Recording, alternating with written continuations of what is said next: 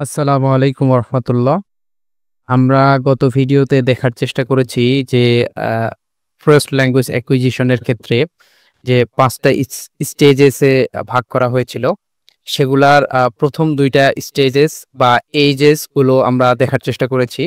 এখন আমরা বোঝার এবং দেখার চেষ্টা করব the period of two word utterances, যেটা 16 মান্থস থেকে শুরু করে 24 মান্থস পর্যন্ত চলমান থাকে, অথবা কোনো কোনো ক্ষেত্রে 18 মান্থস থেকে 24 মান্থস পর্যন্ত চলমান থাকে। তো এই পিরিয়ডটাতে কি কি ঘটনা সংঘটিত হয়, কি কি ঘটনা ঘটে, সেসব আমরা দেখার চেষ্টা করবো ইনশাল্লাহ। তো এই পয়েন্টটাতে এসে আমরা দেখেই বুঝতে পারছি যে টু ওয়ার্ড আটারেন্সেস, এটা নেম দেখে আমরা বুঝছি যে এখানে আসলে বাচ্চারা ২টা ওয়ার্ডস আর কি কম্বাইন করে একটা কমপ্লেক্স মিনিং প্রডিউস করতে পারে এই সময়টাতে। তো এইটাকে, এই যে যেই স্টেজ বা এই যে যেই এজটা, এটাকে বলা হচ্ছে যে মানে তাদের গ্রামার বা সেন্টেন্স স্ট্রাকচার বোঝার একটা প্রাথমিক পর্যায়। ঠিক আছে? তো এর মধ্যে কিছু ফিচার্স আছে যে যেই ফিচার্স গুলো আসলে দেখে আমরা বুঝি যে এই বাচ্চাটার এই স্টেজে অবস্থান করছে বা এই এজ পার করছে। তো সেই সময়ের যে বৈশিষ্ট্যগুলো, সেই সময় কি কি ঘটনাগুলো ঘটে, সেগুলো আমরা একটু দেখি।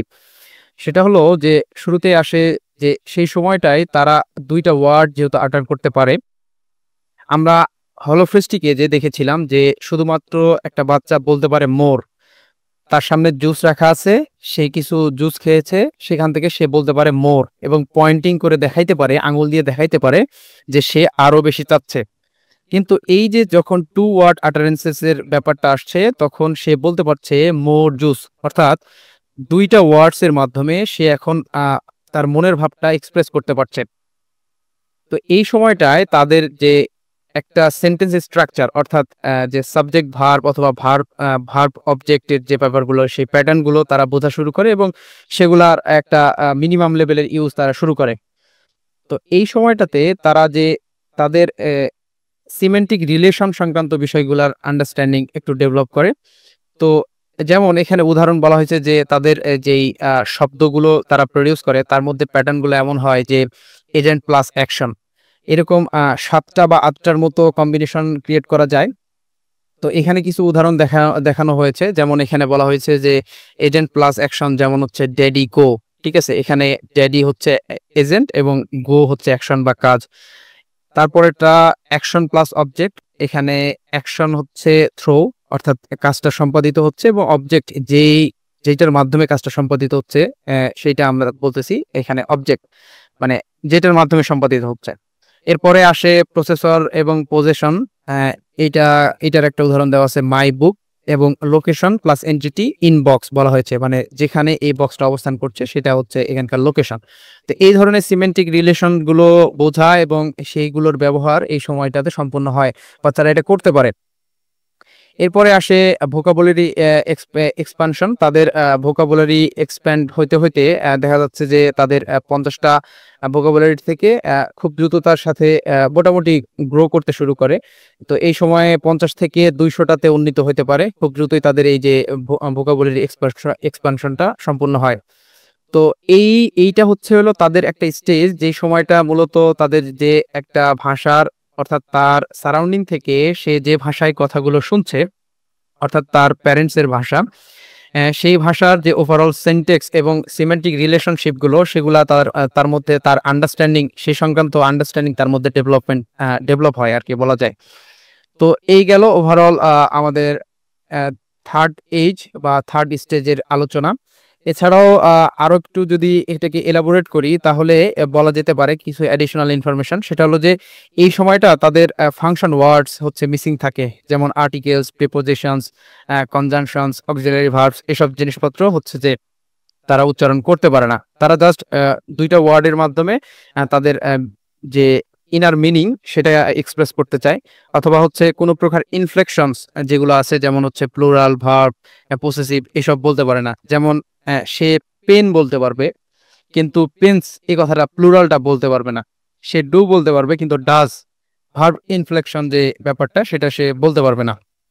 আবার আহ রাকিব বলতে পারবে, কিন্তু রাকিবস এরকম পসেসিভ এই বিষয়টা বলতে পারবে না। বাচ্চাদের এই সমস্যাটা সেই সময়টা দেখা যায়। আর এই সময় মূলত তারা 3 ধরনের কমন কোশ্চেন করে থাকে, যে হোয়াট, হোয়ার, হাউ, হু এই সংক্রান্ত কোশ্চেন গুলো তারা করে থাকে। তো বলা যেতে পারে এটা একটা প্রাথমিক পর্যায়ে ওভারঅল একটা ল্যাঙ্গুয়েজ ডেভেলপমেন্টের যে প্রপারলি ল্যাঙ্গুয়েজ ফর্ম হচ্ছে এরকম একটা পর্যায়ে এটা। তো এরপরে আসে হচ্ছে দ্য পিরিয়ড অফ 3 ওয়ার্ড আটারেন্সেস। তো এই সময়টায় কি কি ঘটনাগুলো ঘটে সেগুলো আমরা দেখার চেষ্টা করবো ইনশাল্লাহ। তো এই সময়টায় চিলড্রেনদের যে এতক্ষণ পর্যন্ত তাদের যে গ্রামাটিক্যাল মিস্টেক্স গুলো হচ্ছিল, অর্থাৎ তারা ডু বললেও ডাজ বলতে পারছিল না, এবং তাদের যখন কথা বলছিল তখন পসেসিভ ইউজ করতে পারছিল না। তো এই সমস্যাগুলো আস্তে আস্তে দূর হতে শুরু করে, অর্থাৎ তাদের কথাটার মধ্যে একটা মোর স্ট্রাকচার্ড ভাব চলে আসে, এবং তাদের কথাগুলো মানে বাক্য গঠনগুলো গ্রামাটিক্যালি ওয়েল অর্গানাইজড হইতে শুরু করে। এটা এই সময়টা থেকে শুরু করে। তো তারা যখন কথা বলে তখন তাদের তারা যে সেন্টেন্স প্রডিউস করে সেগুলো শর্ট হয়, কিন্তু বলা যেতে পারে যে গ্রামাটিক্যালি মানে কারেক্ট সেন্টেন্স তারা প্রডিউস করে। তো এই সময়টাতে আরো কিছু বৈশিষ্ট্য দেখে আমরা বুঝতে পারি যে একটা বাচ্চা এই ধাপটা পার করছে। তো এই সময়টায় গ্রামাটিক্যাল ইউজ তারা প্রপারলি করতে পারে, যেটা আগের স্টেজে পারে নাই। যেমন হচ্ছে প্লুরালের ইউজ, পাস্ট টেন্সের ইউজ, আবার হচ্ছে যে পসেসিভস এর ইউজ, কি বলে এটা, ভার্বের সাথে আইএনজির ইউজ, আবার পসেসিভ যে আলো কথাটা বললাম এর আগে। তো এগুলোর ইউজ সে করতে পারে, ঠিক আছে। কিন্তু অনেক সময় দেখা যায় যে তাদের মধ্যে যে ওভার জেনারেলাইজেশন যে ব্যাপারটা সেটা অনেক সময় লক্ষণীয়, যে তারা জানে যে কোনো ভার্বের সাথে যদি আমরা ডি বা ইডি যোগ করে দেই তাহলে সেটা ভার্বের পাস্ট ফর্ম হয়ে যায়। তো তারা মনে করে যে এইভাবে আমরা পাস্ট ফর্ম ক্রিয়েট করতে পারবো। তাদের ওভার জেনারেলাইজেশনের জন্য তারা অনেক সময় এমন সব ভার্ব বা এমন সব ওয়ার্ড ক্রিয়েট করে যেটার এক্সিস্টেন্স আসলে নেই।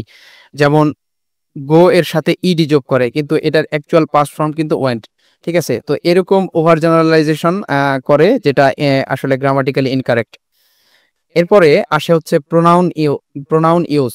তো এই সময়টায় তাদের মধ্যে যে প্রোনাউন যেগুলা ইউজ করার ব্যাপারগুলো সেগুলা লক্ষণীয়, যে I, me, you, he, she এসব বিষয় তারা ব্যবহার করতে শুরু করে। তো এই ব্যবহার করার মাধ্যমে তারা বলতে শুরু করে যে আই ডোন্ট ওয়ান্ট, বা এই ধরনের নেগেটিভ শব্দগুলো, নেগেটিভ অক্সিলারিজ গুলোর মাধ্যমে তারা নিজেদেরকে এক্সপ্রেস করতে পারে যে সে খেতে চায় না, সে কোনো কাজ করতে চায় না। অর্থাৎ ছোট ছোট যে এক্সপ্রেশন গুলো, সে নেগেটিভ এক্সপ্রেশন গুলো তারা আর কি আটার করতে পারে। তো এই সময়টাতে যে ধরনের কোশ্চেন গুলো লক্ষণীয় সেটা হচ্ছে হোয়াট, হোয়ার এবং হোয়াই ধরনের কোশ্চেন গুলো তারা করে থাকে।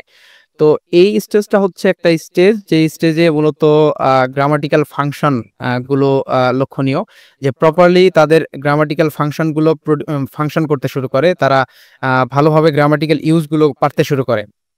তো এই হলো আলোচনা ওভারঅল আমাদের ৪র্থ নম্বর যে স্টেজ ছিল বা যে এজটা ছিল সেইটা নিয়ে, যেটার সময়কাল ছিল 2 থেকে 3 বছর। এরপরে চলে আসে যে the period of advanced stage. তো এই স্টেজটা 3 থেকে 5 বছর অবধি চলমান থাকে। এই সময়ের মধ্যেই আসলে বাচ্চারা fully grammatically well organised sentence produce করতে সক্ষম হয়। তো আমরা দেখব যে এই স্টেজে কোন কোন ঘটনাগুলো হয় আর কি।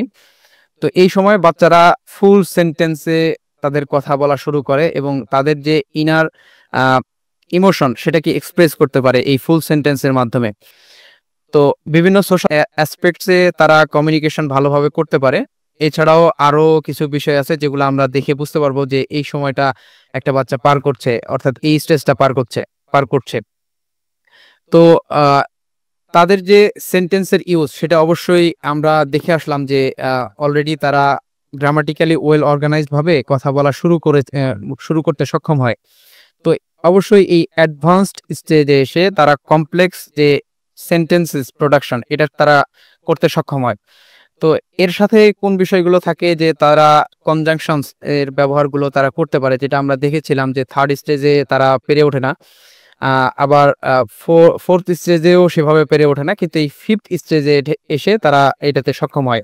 যেমন কনজাংশনস গুলো এন্ড, বিকজ, ইফ এই ধরনের কনজাংশনস গুলো ব্যবহার করতে পারে। তাদের এগুলো ব্যবহার করে সেন্টেন্স বিল্ড আপ করার কাজটা তারা করতে পারে। এছাড়াও তারা ওই যে মরফেমস এর ব্যবহার অর্থাৎ past tense, plural form, articles এর ব্যবহার এগুলো অ্যাকুরেটলি করতে পারে। অর্থাৎ বাচ্চারা এখন মোটামুটি বিভিন্ন সোশ্যাল কনটেক্সট বুঝে তারা কিভাবে কথা বলতে হবে সেটা অলমোস্ট শিখে যায় এই সময়টাতে। এবং তাদের মধ্যে এই বিষয়টা লক্ষণীয় যে তাদের যে ন্যারেটিভ অ্যাবিলিটি, তারা কোনো বিষয়ে সাপোজ হচ্ছে যে কোনো মা জিজ্ঞাসা করেছে যে তুমি আজকে কোথায় কোথায় গিয়েছিলে, তো সে দিনের শুরু থেকে বর্ণনা শুরু করে যে আমি সকালে এখানে গিয়েছিলাম, দুপুরে এখানে গিয়েছিলাম, তারপর স্কুল থেকে এভাবে এভাবে 4টার সময় আমি ফিরে আসছি। ঠিক আছে, সাপোজ উদাহরণস্বরূপ বলতেছি, এই সময়টাতে আসলে মূলত বাচ্চাদের ওই যে স্কুলিং এর ব্যাপারটা, প্রি স্কুলিং এর ব্যাপারটা শুরু হয় এই সময়টাতে। তো এই জন্য এই সাপেক্ষে এই উদাহরণটা দেওয়ার চেষ্টা করলাম। তো ওভারঅল যেটা বোঝাতে চাইলাম উদাহরণের মাধ্যমে যে তারা যে বিষয়টা বলতে শুরু করে তার মধ্যে এক ধরনের কোহেরেন্স, তাদের স্টোরিজ এর মধ্যে কোহেরেন্স ভাব বিষয়টা উপস্থিত থাকে। অর্থাৎ একটা বিগিনিং, মিডল এবং এন্ড এই বিষয়টা তাদের লক্ষ্য করা যায় এই সময়টাতে। অর্থাৎ তারা এখন অ্যাডভান্সডলি ল্যাঙ্গুয়েজ প্রডিউস করতে পারবে। এই সময়টাতে তাদের মধ্যে দেখা যায় হচ্ছে প্র্যাগমেটিক স্কিলস, অর্থাৎ তাদের যে টার্ন টেকিং, পোলাইটনেস, অর্থাৎ যেই বিষয়গুলো আমরা সিমেন্টিক্স অ্যান্ড ডিসকোর্স অ্যানালাইসিসে বিষয়টা পড়েছি, এখানে ডিটেলে বলার সুযোগ নেই। তো এই টার্ন টেকিং এবং যে পোলাইটনেসের ব্যাপারগুলো, তারা বিভিন্ন সোশ্যাল কনটেক্সট বুঝে কিভাবে কথা বলতে হবে বা কখন চুপ থাকতে হবে, কখন কথাটা শুনতে হবে, এই বিষয়টা একটু হলেও বোঝা শুরু করে। এই সময়টাতে তারা বুঝতে পারে যে আসলে কিভাবে কথা বলতে হবে। তারা সারাউন্ডিং থেকে দেখে বুঝতে পারে যে আমাদের এখন কি করণীয়। এই সময়টাতে তাদের যে মেটা লিঙ্গুইস্টিক অ্যাওয়ারনেস, এই বিষয়টা লক্ষ্য করা যায়। অর্থাৎ তাদের কথা বলার সময় যে তাদের কোন ভুলগুলো হচ্ছে, তাদের যে তারা যে কথা বলার যে রাইমস সেগুলো লক্ষ্য করে এবং তাদের কথা বলতে গিয়ে নিজেদের কোথায় ভুল হচ্ছে, আবার অন্যরা কোন বিষয়টাকে যোগ করছে কিনা তার সাথে নাকি সিরিয়াসলি বলছে, এগুলা তারা বুঝতে শুরু করে এই সময়টাতে। তো এই সময়টা হচ্ছে হলো মূলত স্কুলিং এর জন্য পারফেক্ট একটা সময়, কারণ এই সময়টাতে তারা যে অডিটরি লার্নিং এর মাধ্যমে যে কথাগুলো তারা শোনে, এই এই এই শোনাগুলো শোনা সাউন্ডগুলোকে তারা ইউনিট হিসেবে আর কি অ্যাবজর্ব করে। যেমন হচ্ছে সিলেবলস, রাইমস, এইভাবে। এই জন্য এই সময়টাতে, এই সময়টাই হচ্ছে উপযুক্ত সময় যে সময়টাতে বাচ্চারা স্কুলিং তাদের শুরু হয়। এই সময়টাতে তাদের লার্নিংটা খুব ফাস্টার হয়, তারা খুব দ্রুত শিখতে পারে অডিটরি লার্নিং এর মাধ্যমে। তো এই হলো ওভারঅল আলোচনা। একটু শর্টকাটে বলেছি, চেষ্টা করেছি সবগুলো বিষয় কভার করার।